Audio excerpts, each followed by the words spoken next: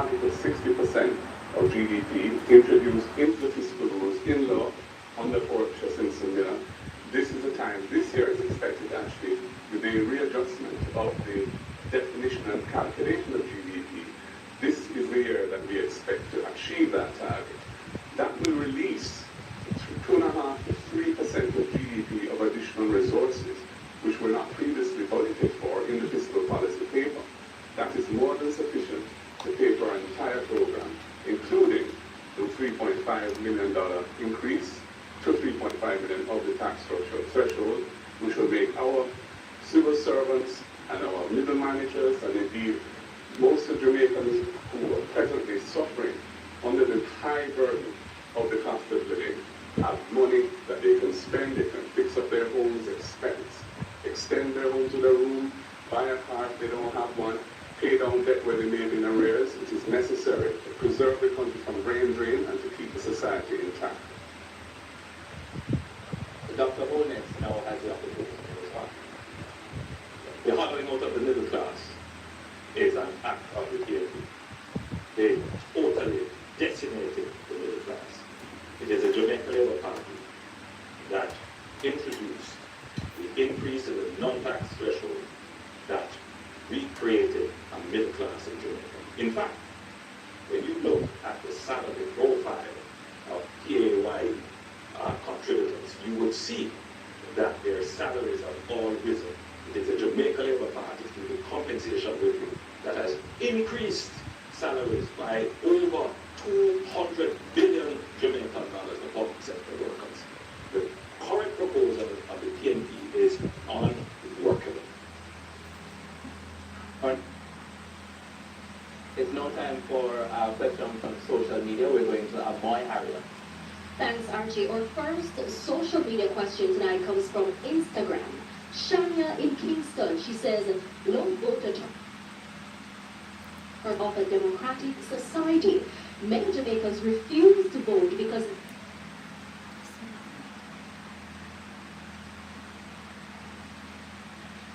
voters. And if elected, how will you hold politicians accountable for offenses against the people?"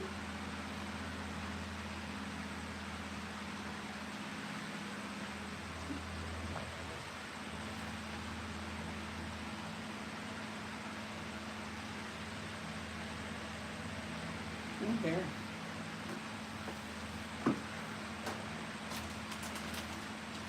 Strong leadership.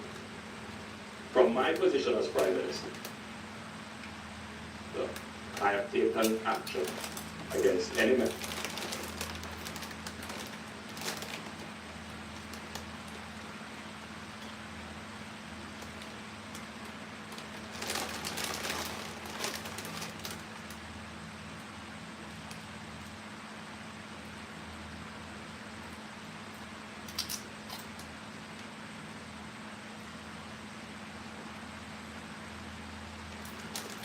with an expert forensic auditor. The findings of that report have suggested no corruption. There have been no charges.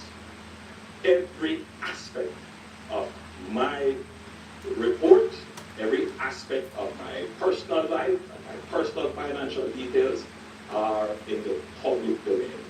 I am the politician about which Jamaica knows the most. And therefore, I am the politician who can stand with the greatest moral authority to treat with any matter that is considered corrupt, as I have done in the past. And I want to give this assurance to the Jamaican people that you know me, you know about me, you can trust me, and you know that I stand against corruption. Mr. Golding has the opportunity to respond to that social media question as well. And what they know about you is that you have 28 bank accounts, that you received several $1 million in cash deposits from anonymous donors in your bank account, that your companies had transactions of over $400 million, with several thousand transactions between them, and that Positive Jamaica Foundation, a non-profit which you are intimately connected with, provided resources which you use for personal investments through your personal company. We have signed the Leadership Code of Conduct developed by Integrity Commission. All of our spokespersons and myself have signed. None of your people have signed it. I'm committed to ensuring that all members of the executive, when we form government, will have their Integrity Commission declarations published, not just the leader of the opposition and what should happen, but haven't happened in your case because you're not certified, the Prime Minister.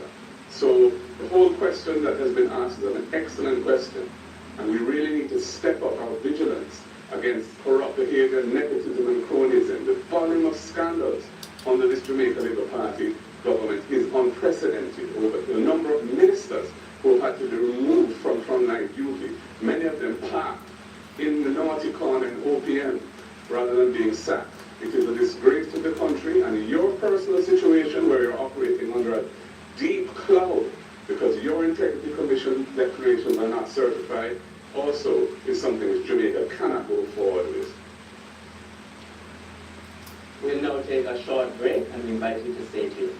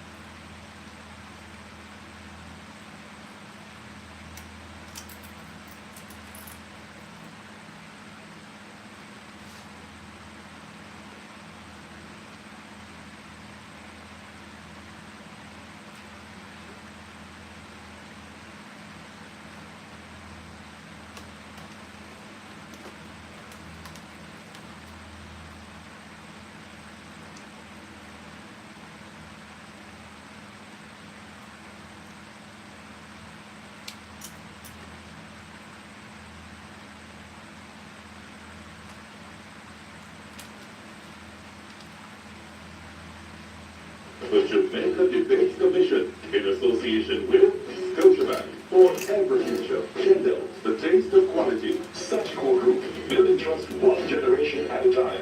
Glow, MCB, Arc Manufacturing, Water, JN Group, Lasco Chin Foundation, and Jamaica Group, Miss Birdie, H&L Homes, and BM Group. Watch, listen, decide, vote. Welcome back to the Leaders Debate presented by the Jamaica Debates Commission. We invite you, the public, to send us your questions via direct message on Instagram, Facebook, and TikTok to Jamaica Debates. We now ask Dion Jackson Miller to start this segment with a question for Mr. Mark Golding. Going back to the income tax proposal, Mr. Golding, because several people have been taking issue with your numbers. The PNP's assertion that it can fund the proposal through projected revenue growth doesn't seem to take into, as well as organic revenue growth, doesn't seem to take into account increase in expenditure. That's also projected, as well as low growth rates that no government in recent years has managed to overcome. Isn't it true that your numbers just don't add up? The fiscal policy paper does project over the next 3 years some $160 billion of additional revenue. The degree to which there are accompanying expenses will depend on how we manage the expense side of the budget. There's also the fact that there are $360 billion of programs in the budget which represent the priorities of a given government at a particular point in time. When we are elected, we're not going to be elected to maintain the current trajectory that Jamaica is on. People want to see change. And most fundamentally, the issue really is the fact that we are coming to the end of the period of austerity, the period where Jamaica has been for 13 and a half years steadfastly paying down debt. So the debt to GDP ratio, which we inherited at 147% of GDP at the beginning of 2012, is now, in this fiscal year, projected to achieve the target of 60% of GDP. Once that happens, we no longer have to reduce debt as a priority. We just have to maintain that debt profile. That will release resources of 2.5% to 3% of GDP, which is close to $90 billion of additional resources, which no longer have to be part of your primary surplus target. So we will be able to fund our program quite comfortably come April next year, when the fiscal year starts. Dr. Holness, There is a song which says, when the wrong tells you you're a big dancer. I don't know what the leader of the opposition was drinking. Firstly, the debt to GDP for this fiscal year is not projected to be 16%. It is projected to be 65% thereabouts. If the leader of the opposition is dependent on growth to provide the revenues for $75 billion of expenditure, the country would have to grow between 8 and 10%, which has not done that since the 60s. Thirdly, yes, there are $300 billion of programs. What are these programs? Pharmaceuticals. Thank you, Dr. Holness. Thank you, Dr. Holness. Our next question is from Giovanni Dennis, and it goes to Dr. Holness. Dr. Holness, you said on February 7, 2016 in Sam Sharp Square, Montego Bay, within our first 100 days in government, we will start the legislative process to fix the general election date in Jamaica. It's been 3,490 days since. In your May 2016 budget debate, you further stated the country should not be distracted by protracted periods of uncertainty. Yet, that's exactly what happened with this year's election. After 2 consecutive terms in office, you have failed to deliver on this promise. Why? Your research into this matter, I respect the question, is incomplete. At the calling of the 2020 general election, I explained to the public in Parliament that our government actually started work on its election date, and we found that it was inconsistent with our constitutional arrangements. And therefore, we did not include it in our 2020 manifesto. It is no longer a part of our platform. More to that, however, is the fact that in seeking to have all of these previous considerations included, we went about putting in place a constitutional reform commission that would bring all the considerations for constitutional reform under an expert review. That expert review was thwarted by the opposition. So, yes, these considerations were considered from 2016, but the reality of our constitutional arrangement made us take a different route, which is to go to a comprehensive constitutional reform, which was frustrated by the opposition. Over to Mr. Golding to respond. Just before I respond, just to point out that Mr. Holness's data is not current. The Fiscal Commissioner issued a release, I think it was today actually, indicating that with the National System of Accounts being updated, GDP has been adjusted, and we're now at 62% of GDP. That's what the debt is at the end of March this year, and we will more than likely achieve 60% this fiscal year. No, please, you're not entitled to do that. The flip-flopping from the Prime Minister is manifest. They were supposed to have impeachment. There's no impeachment. Fixed election day, no fixed election day. Ring fencing the NHT, they have taken over $130 billion out of the NHT. Cannot be trusted. Just reminding that there's a format to the debate and asking the debaters to respect the format to which they have agreed. It's now time to go to the next question. Social media. Amoy Harriet, over to you. This question comes from Janine. Parliament has passed a constitutional amendment bill and a referendum bill to transition Jamaica into a republic. Could you clarify the economic and administrative implications of this transition and how you intend to ensure that the process doesn't distract from Jamaica's economic priorities like debt reduction, investment diversification, and public services? That question goes to Mr. Golding first, and then to Dr. Holness. In answer to the question, we can whistle and ride. So we have done very well as a nation in reducing our public debt. We ensured that the fiscal rules were very strong with an algorithm, an equation in the fiscal schedule to the Financial Administration Audit Act that determines the fiscal balance that must be hit by each year's budget, and that has ensured that successive governments have stayed on course to take it down to 60%. We can do constitutional reform.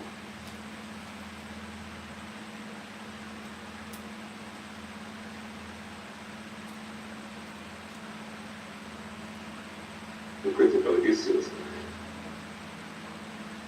And we have that consensus yet on the critical issue of decolonization, in particular our final court, which is now the Privy Council, the King's Court, that makes orders in the name of the King, as opposed to the regional court, which has been established, the Caribbean Court of Justice, which Jamaica helped to design, helped to fund, and which has developed over the last 20 years a reputation for independence and excellence. There are aspects of the bills that are in Parliament now that we have big problems with.